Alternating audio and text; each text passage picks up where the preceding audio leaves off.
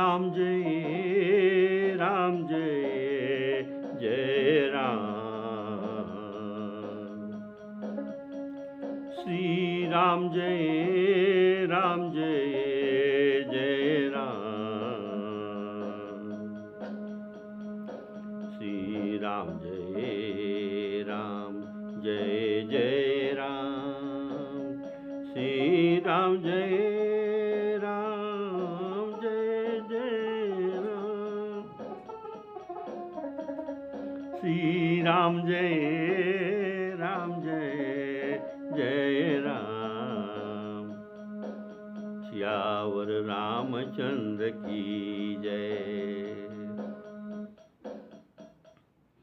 हमारे आदरणीय श्रोताओं को मेरे तरफ से सादर सप्रेम राम राम कहकर स्वागत करता हूँ। प्रेम से बोलिए सियावर रामचंद्र की जय।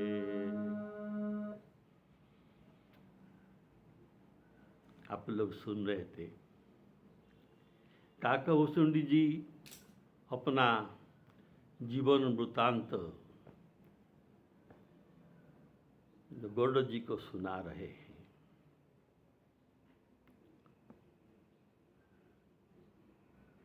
तो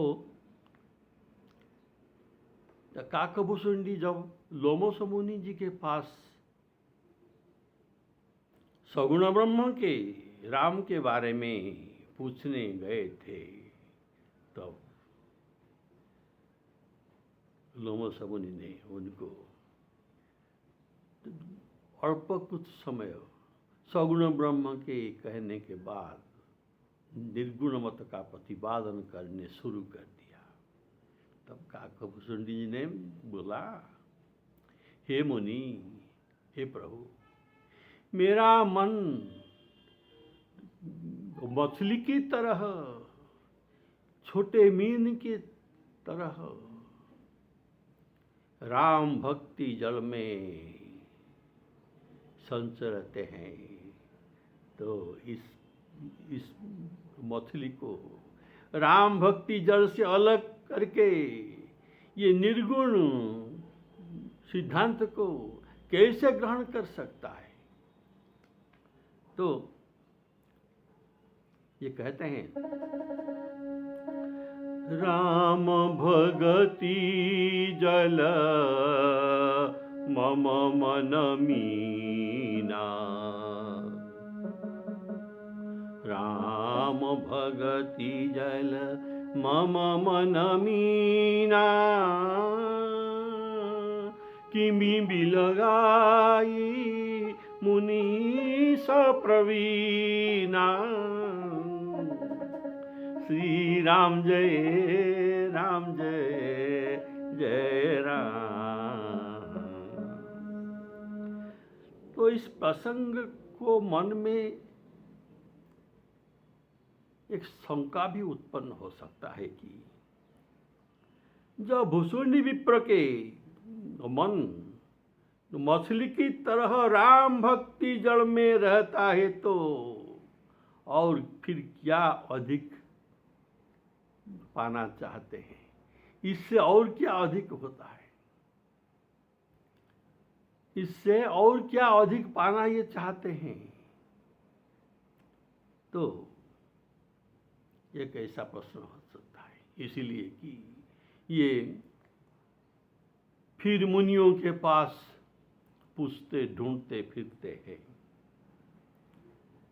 तो एक बात मन में सोचिए, मछली केवल जल में रहने से इनका पर्याप्त नहीं है, इनको और कुछ चाहिए। तो क्या चाहिए? चारा चाहिए, चारा। तो अगर मछली को चारा नहीं मिलता तो ये मछली में व्याकुल, ये मछली जल में रहकर भी व्याकुल हो जाता है बिना चारा के। ऐसे ही ये भूषुंडी जी राम भक्ति जल में मीन होकर भ्रमण कर रहे हैं, फिर इनको चारा नहीं मिल रहा था। तो ये चारा कौन है? न राम दर्शन रूपी चारा इनको नहीं मिल रहा था, इसीलिए ये व्याकुल होकर मुनियों के पास दौड़ते हैं और राम दर्शन के लिए जो साधन चाहिए उसके लिए ये प्रार्थना करते हैं। सियावर रामचंद्र की जय। तो ये कहते हैं अगर आप तो कहेंगे कि राम जी के बारे में इतना है और राम जी को देखने के लिए नीलाम मुझ श्यामल कोमलांगम सीता समारोपित भाव भागम पाणो महासायक चारु चापम, आप इतना अगर कहेंगे तो तब भी मेरा मन नहीं मानता, ये मेरे सुने सुनाई बात हो जाएगा। मुझे ऐसे साधन कहिए जैसे मैं अपनी आंखों में उनको श्री राम जी को नेत्र भर के जी भर के अच्छे तरह से निरीक्षण करके देखूंगा। बोलिए सियावर रामचंद्र की जय। और ये राम जी कौन है? ये राम जी अगर कोई होगे तो ये नहीं चलेगा। ये राम जी अवश्य अवधपति श्री रघुनाथ जी को मैं नेत्र भर कर ही देखूंगा और कोई राम जी को नहीं। तो दर्शन हो जाने के बाद फिर आपके निर्गुण मत को आकर सुनूंगा। बोलिए सियावर रामचंद्र की जय। तब मुनि लोमस मुनि ने फिर अनुपम राम कथा कहकर कहा, फिर सगुण मत का खंडन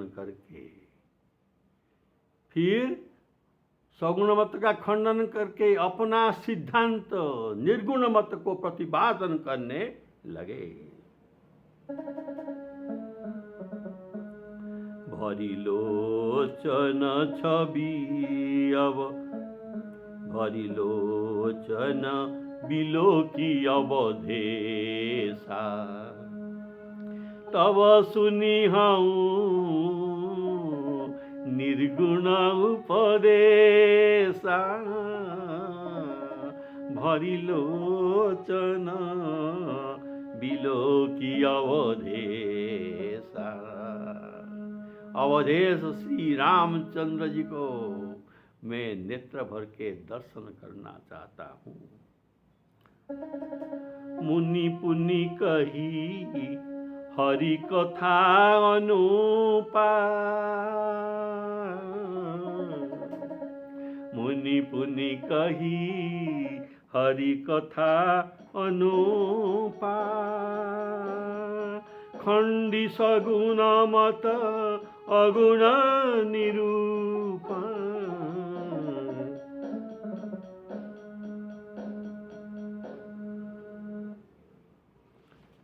तो भूसुंड जी कहते हैं कि मुनीश्वर, रघुकुल में जो अवतार लेकर राजा हुए थे, मैं उस अवधपति राजा राम का रूप दर्शन करना चाहता हूँ। अन्य किसी रूप का मैं दर्शन करना नहीं चाहता। उन्हें बहुत अच्छी तरह मेरे नेत्रों में जी भर के मैं देख लूँगा। यह बात काकभूषण जी कहते हैं। और मैं जब तक मैं उनको नेत्र भर के दर्शन नहीं कर लूँगा तब तक आपके निर्गुण मत को मैं नहीं सुनूंगा। बोलिए सियावर रामचंद्र की जय। तो देखिए काकभूषण जी के मन में कितना उत्कट लालसा है राम दर्शन के लिए। इसलिए ये कहते हैं,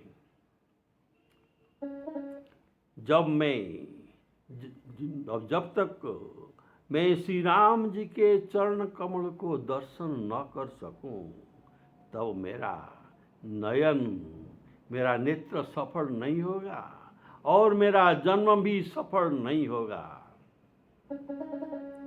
राम चरण बारिज जब देखूं, बारिज जड़ से जाता, जड़ जाओ कमल। राम चरण बारिज जब देखूं, तब निज जन्म सुफल करि लेखूं। सगुन उपासना कहु मुनीसा। निर्गुण मत को बंद कीजिए और सगुण उपासन पद्धति हे मुनीष कहिए, और ऐसा उपदेश कीजिए कि मैं अपनी नेत्रों से श्री राम जी को जी भर के दर्शन कर लूं। सोई उपदेश कहु करी दाया, दया करके वही उपदेश दीजिए। सोई उपदेश कहु करी दाया, निज नयननी देखूं रघुराया। निज नयननी देखूं रघुराया। और उनको मैं नेत्र भर के दर्शन करना चाहता हूँ। भरी लोचन बिलो की अवधेशा, तब सुनी हूँ निर्गुण उपदेशा। श्री राम जय राम जय जय राम। अर्थात इसका कहने का भाव, भूसुंड जी के मन में निर्गुण उपदेश सुनने की इच्छा नहीं, इसलिए कि उनके बात को ये उपेक्षा करते हैं। मुनि जी के सगुण निर्गुण मत को इसलिए ये उपेक्षा करते हैं। और ऐसा तो नहीं कर सकते, मैं कभी आपका ये निर्गुण मत का नहीं सुनूंगा। इसीलिए ये कहते हैं, ये उपेक्षा करने के लिए कहते हैं कि मुझे पहले दर्शन को दीजिए, फिर मैं आपका निर्गुण मत को सुनूंगा। श्री राम जी के दर्शन हो जाने पर देखिए, ये प्रकृत ये जो ये भूषुंड जी के तो कहने का भाव, ये निर्गुण मत कभी सुनना नहीं चाहते, इसीलिए दर्शन हो जाने पर भी 27 कल्प बीत गए तब भी ये लोमस मुनि जी के पास आकर कभी निर्गुण मत को नहीं पूछा। भूषुंड जी के पुनः पुनः अनुरोध पर लोमस मुनि जी ने फिर पूर्ववत सगुण मत सुनाए, और कुछ कहने के बाद पुनः सगुण मत का खंडन करके कहा कि देखो देखो देखो भूसुंडी, सगुण रूप का हानि लाभ है, सगुण रूप में हानि लाभ है। इसमें मिलन भी होता है, वियोग भी होता है। जैसे सगुण रूप राम में सीता जी का वियोग हुआ था, शोक भी होता है। ये रो सीता जी के वियोग में श्री राम जी रोए। हे खग मृग हे मधुकर श्रेणी, तुम देखी सीता मृग नैनी। हे खग, हे मृग, हे मधुकर भ्रमरो, तुमने क्या मेरे सीता जी को देखा। ऐसा उनके वियोग भाव, और ये रोते हैं, आंखों में आंसू आ जाता है। ये सब हानि लाभ ये सगुण ब्रह्म में देखा जाता है। और तो भला उनको जो उपासना करेंगे, ऐसे ब्रह्म को, ऐसे सगुण भगवान को जो उपासना करेंगे, इसका जो स्वयं रोते हैं और अज्ञानी की तरह ये ढूंढते हैं, ये दूसरे का अज्ञान कैसे नष्ट करेंगे, दूसरों का शोक ये कैसे नष्ट करेंगे, ऐसा ये समझाते हैं। तो सीता जी को कौन ले गया, लेकर कहाँ रखा, वे कैसे है, जीवित है या मृत है, राम जी को पता नहीं चला, इसलिए कितने से साहाय्य मांगे हैं। तो हनुमान जी को लंका भेजकर सीता जी का दुपट्टा ले आए। तो इनको सर्वज्ञता का ज्ञान नहीं है। ये सगुण भगवान थोड़े समय के लिए आते हैं और उसी समय का जो प्रयोजन है उसे पूर्ण करके फिर वापस जाकर निर्गुण ब्रह्म में फिर लीन हो जाते हैं, फिर और एक अवतार लेते हैं। तो ये जो आते हैं थोड़े समय के लिए आते हैं, ऐसा लोमस मुनि भुसुंडी जी को समझाते हैं। और इसीलिए तुम जो सगुण ब्रह्म के बारे में सुनना चाहते हैं, ये अनित्य है, अनित्य को क्यों ढूंढ रहे हो, नित्य को देखो जो नित्य है, अविनाशी है, ये है निर्गुण ब्रह्म। बोलिए सियावर रामचंद्र की। इसीलिए सगुण ब्रह्म के ध्यान से निर्गुण ब्रह्म का ध्यान श्रेष्ठ है भुसुंडी, तुम अच्छी तरह जान लो। मुनि पुनि कही हरि कथा अनुपा, मुनि पुनि कही हरि कथा अनुपा, खंडी सगुण मत अगुण निरूपा। ऐसे सगुण मत का खंडन करके ये निर्गुण मत को निरूपण करते हैं। तो मैं क्या करता, मैं उनके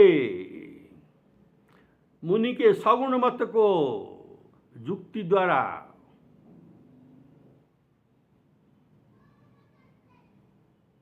तो बोलिए सियावर रामचंद्र की जय। तो ऐसे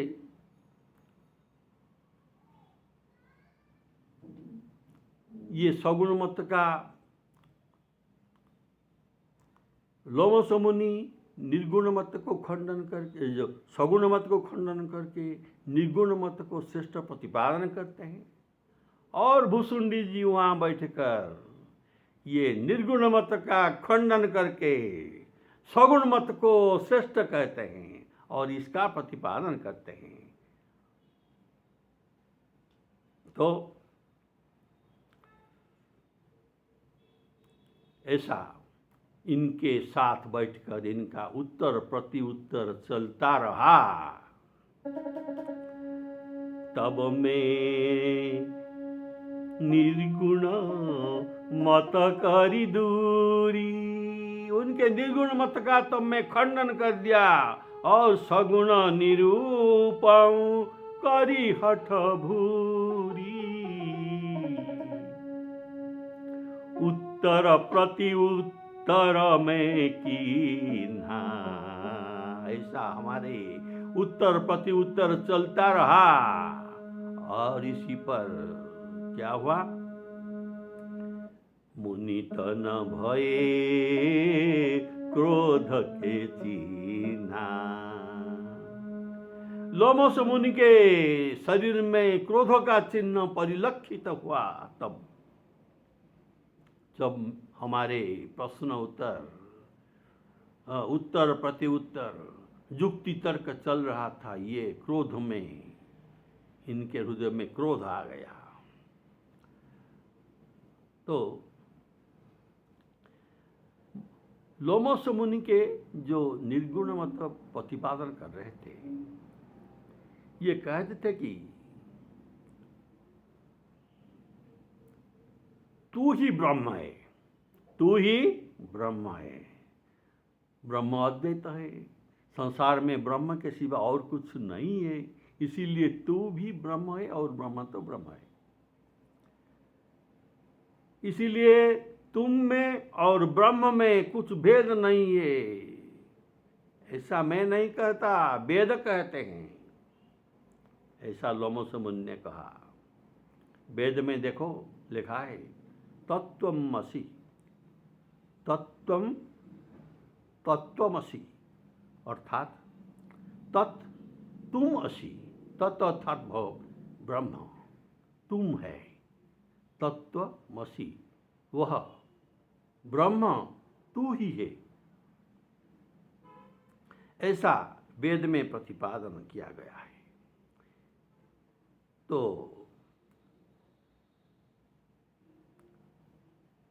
ब्रह्म को तुम क्यों ढूंढ रहे हो? तुम तो अपने आप ही ब्रह्म है। देखो भुसुंडी, सो अर्थात भगवान जो ब्रह्म और तुम, इसमें भेद नहीं है। जैसे जड़ और तरंग में भेद नहीं है, दोनों ही जड़ है, वैसे ब्रह्म का तुम तरंग हो और ब्रह्म और तुम एक ही है। जैसे जड़ और तरंग एक होते हैं।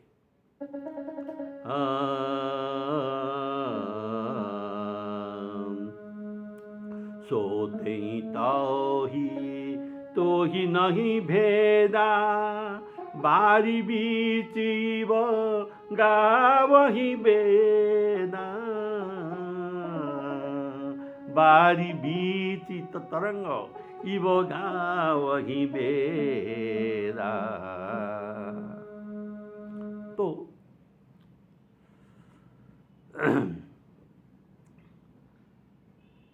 ये क्या युक्ति किए, कैसे खंडन किया, इनका युक्ति कैसा था भुसुंडी जी का, ये गोस्वामी जी ने लिखा नहीं, लेकिन मेरे समझ में मैं कुछ युक्ति तैयार किया हूँ जो गीता और रामचरितमानस के आधार पर ही ये व्यक्त करूँगा।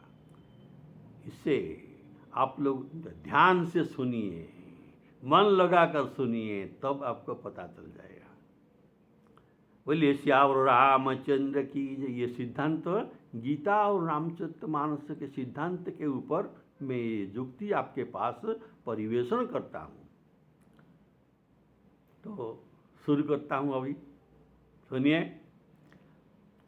जीव को क्षेत्र और ईश्वर को क्षेत्रज्ञ भगवत गीता में कहा गया है। क्या?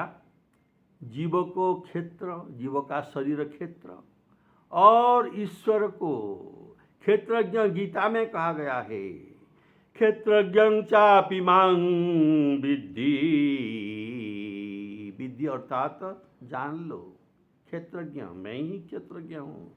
क्षेत्रज्ञं चापि मां विद्धि सर्वक्षेत्रेषु भारत, सब क्षेत्र से अर्थात सबके शरीर में मैं ही क्षेत्रज्ञ रूप में विद्यमान हूँ।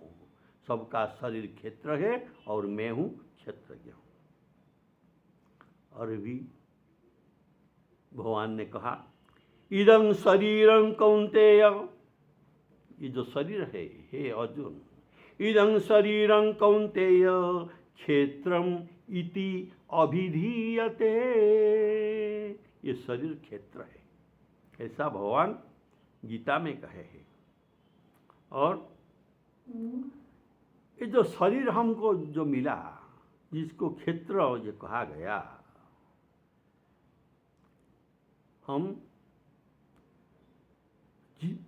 जीव जो मन वचन और कर्म से जो पुण्य या पाप करते हैं, हम हमारे मन में कुछ पाप करते हैं, वचन में कुछ जो पाप करते हैं, और कर्म में भी कुछ पाप करते हैं, तो इसका फल हमको भोगना पड़ता है, उसे हमें भोगना पड़ता है। इसीलिए हम कर्म बंधन में पड़े हैं।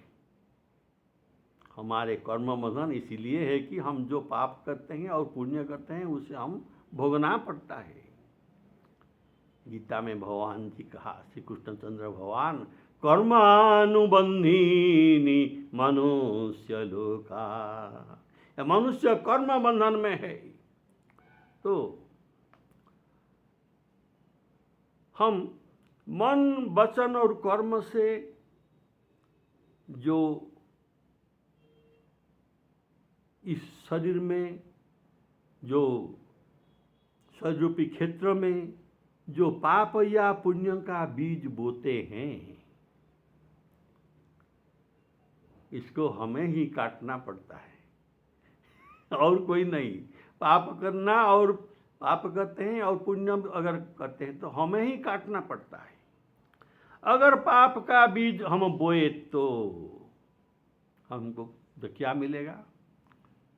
हमको भविष्य में दुख मिलेगा। इसीलिए दुख में हम सिर धुन धुन कर, सिर पीट पीट कर हम रोते हैं, और रोते समय हमारे समय खराब, हमारे ग्रह खराब, हमारे भगवान खराब, कोई कुछ सुनता नहीं, हमारे भाग्य खराब, ऐसे सबको निंदा ही करते हैं। लेकिन ये ही पाप कर्म का फल भोग कर रहे हैं, और ये बेकार में सबको निंदा कर रहे हैं।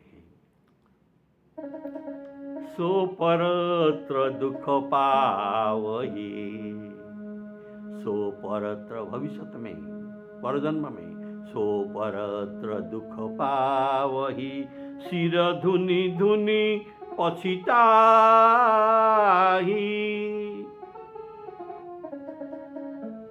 सिर धुनि धुनि पछिताई, काल ही कर्म ही ईश्वर ही, मिथ्या दोष लगाई, मिथ्या दोष लगा।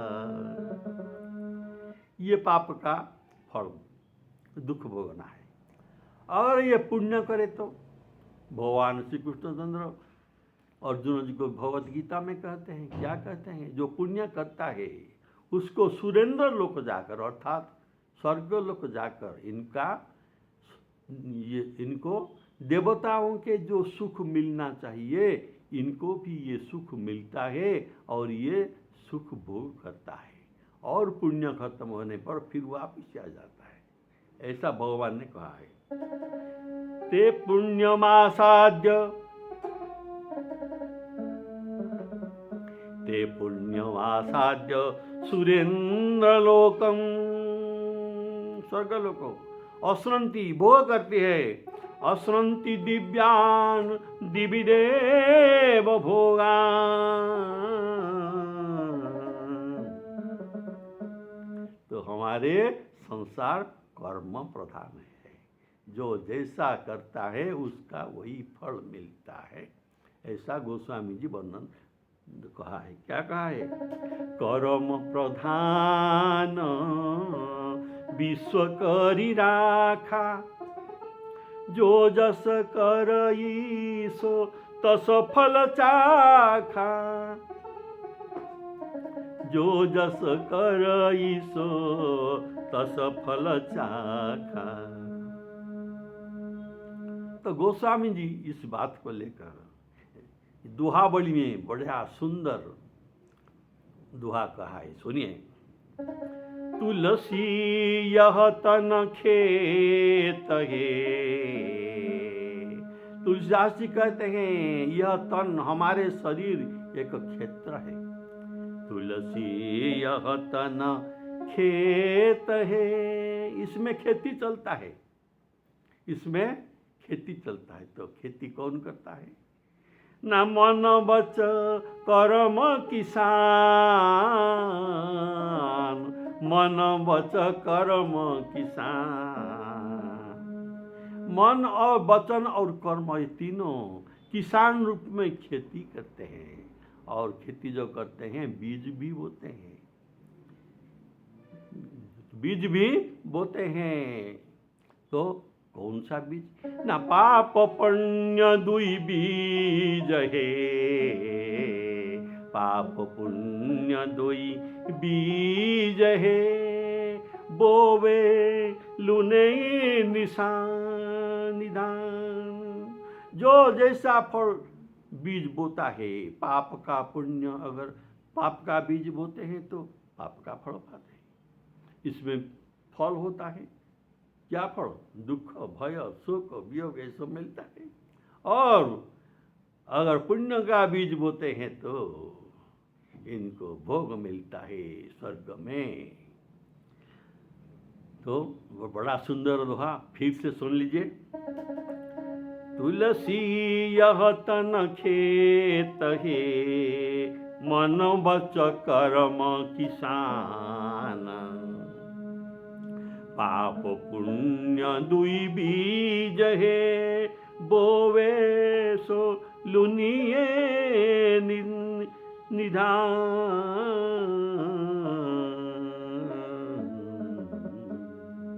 ये निश्चित बात है, इसमें कोई अपील नहीं है। जे जैसा कर्म करेगा उसी का वैसे ही फल मिलता रहेगा, इसमें कोई अपील नहीं है। पर देखिए, ऐसा हमारे साथ होता है, हम जीव है, लेकिन ईश्वर के साथ ऐसा नहीं होता। क्योंकि ईश्वर कर्म नहीं करते, इसलिए इनका कर्म फल भोगना नहीं पड़ता। ये जो करते हैं अनासक्त भाव में जो करते हैं, फल की आशा न रखकर जो करते हैं, जो कुछ कर्म, इनको अकर्म कहा गया है। और ये कर्म फल इसीलिए उनको भोगना नहीं पड़ता। तो जीव और ईश्वर कैसे समान है? हम कर्मफल भोगते हैं और ये तो कर्मफल नहीं भोगते हैं। तो जीव और ईश्वर की समानता कैसे है? तो आपके बात तो लोमस जी के बात को खंडन हो गया। ये था पहले क्षेत्रज्ञ का उदाहरण। अब दूसरी उदाहरण सुनिए, जो गीता और रामचरितमानस के आधार पर मैं कहता हूँ। ब्रह्म या ईश्वर में, ब्रह्म जिसको ईश्वर भी कहते हैं, इनका इंद्रिय नहीं है। इनका नाक, कान, आँख, जीभ इत्यादि इंद्रिय इनका पास नहीं है। पर वे अलौकिक भाव से सब इंद्रियों का काम भी करते हैं। कोई इंद्रिय नहीं, लेकिन इंद्रियों का सब काम ये करते हैं। तो कैसे? ये गीता में भगवान जो कहे हैं, सर्वेन्द्रिय गुणभासं सर्वेन्द्रिय विवर्जितम्। सब इंद्रियों का काम करते हैं, लेकिन कौन सी भी इंद्रिय इनके पास नहीं है। सर्वेन्द्रिय गुणाभासं सर्वेन्द्रिय विवर्जितं असक्तं सर्वभृच्चैव। सब में ये असक्त है, विनाशक्त। निर्गुणं गुण भोक्तृ च। तो ऐसा इनका पास इंद्रिय नहीं है, लेकिन ये सब इंद्रियों का काम ये करते हैं। ये अलौकिक बात है, आश्चर्य बात है। बोलिए श्यावर रामचंद्र की जय। तो इस बात को गोस्वामी जी लिखते हैं बड़ा सुंदर भाव में, सुनिए। बिनु पद चलाई, बिना पाद में ये चल सकते हैं, बिना कान में सुन सकते हैं। बिनु पद चलाई, सुनाई बिनु काना, कर बिनु कर्म, करई विधि नाना। बिना हाथ के ये सर्व कर्म करते हैं, इनका मुख नहीं है, लेकिन सब रस का भोग करते हैं। आनन रहित सकल रस भोगी, और बिना मुख के ये वक्तव्य भी दे सकते हैं। बिनु बानी बकता बड़ जोगी, इनका शरीर नहीं है ब्रह्म का, लेकिन सब कुछ ये स्पर्श कर सकते हैं। हमारे शरीर में जो त्वचा है, चर्म है, हम इसके द्वारा सब कुछ स्पर्श कर सकते हैं, लेकिन उनका शरीर न होने पर भी ये सब कुछ स्पर्श कर सकते हैं भगवान। ये अलौकिक बात है। तन बिनु परस, नयन बिनु देखा, बिना नयन के ये सब कुछ देख सकते हैं। बिना नाक के ये सब कुछ घ्राण, सब कुछ बात सुन सकते हैं। तन बिनु परस, नयन बिनु देखा, ग्रही घ्राण बिनु बास शेषा, असी सब भांति अलौकिक करनी, महिमा जासु जाई नहीं बरनी। तो इनके बिना इंद्रियों के ये सब कुछ कर सकते हैं, और हमारे सब कुछ करने के लिए इंद्रिय चाहिए। तो जीव ईश्वर कैसे हो सकता है, इनके साथ कैसे समानता है? तो लोमस मुनि का बात झूठ निकला। बोले श्यावर रामचंद्र की, इनका बात को ये खंडन कर दिया। तो तीसरी उदाहरण सुनिए। ईश्वर सर्वव्यापक, सर्वत्र विद्यमान, इनका पैर जो बिना पैर के ये चल सकते हैं, और बिना आंख के ये देख सकते हैं, बिना मुख में ये सब कुछ कर सकते हैं। तो इनका सर्वत्र, इनके हाथ, पैर, नेत्र और सिर और मुख होता है, लेकिन इनका शरीर नहीं है। ये बात श्री कृष्णचंद्र भगवान गीता में कहा है। सर्वत्र पाणी पादं जत, पाणी हस्त पाद, सर्वत्र पाणी पादं जत, सर्वतोक्षी शिरो मुखं, सर्वतः श्रुतिमल्लोके सर्वमावृत तिष्ठति, सर्वमावृत तिष्ठति। वे जीव और ईश्वर तो समान कैसा है? समान नहीं है। ईश्वर, चौथा प्रमाण हम देता हूं, ईश्वर सर्वज्ञ है और जीव अल्पज्ञ है। देखिए, ईश्वर चींटी कितना क्षुद्र होता है। अगर इनका पैर में घुंघरू बंधा जाए तो ये और भी क्षुद्र होगा। तो घुंघरू का जो शब्द होते हैं, चींटी के पद के घुंघरू भी ईश्वर सुन सकते हैं, और सबके हृदय में ये वास करते हैं, दृष्टा बनकर सबके हृदय के में अंतर्यामी रूप में ये वास करते हैं। ये है ईश्वर। सर्वस्य चाहं हृदि सन्निविष्टो, मतस्मृति ज्ञानम अपोहनं च। मैं सबके हृदय में बैठता हूँ। सर्वस्य चाहं हृदि सन्निविष्टो, और भी भगवान ने कहा है कि ईश्वर सर्वभूत में अवस्थित अंतर्यामी रूप में, ईश्वर सर्वभूतानां हृदय से अर्जुन तिष्ठति, सबके हृदय में रहते हैं और इनको यंत्र बनाते हैं और ये स्वयं चालक बनाकर, ड्राइवर बनाकर उसी यंत्र को ये चलाते हैं।